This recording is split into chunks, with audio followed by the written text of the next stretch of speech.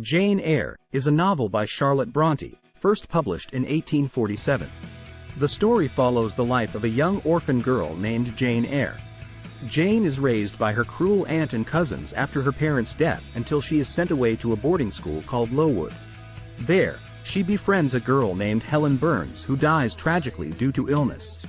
After several years at Lowood, Jane becomes a governess at Thornfield Hall, where she falls in love with her employer, Mr. Rochester.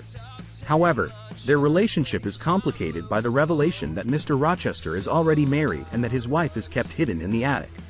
Jane decides to leave Thornfield and wander the countryside until she is taken in by St. John Rivers and his sisters.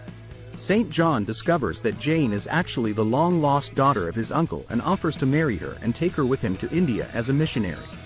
Jane is torn between her love for Mr. Rochester and her desire for independence and ultimately decides to return to Thornfield to find Mr. Rochester after hearing his voice calling out to her.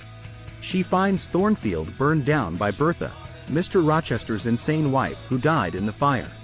Mr. Rochester has lost his sight and one hand in trying to save his wife, but he and Jane finally get married and start a new life together.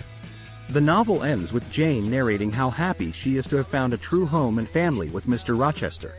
Overall, Jane Eyre is a story about love, independence, and the search for one's true identity in a society that imposes restrictive gender roles and expectations.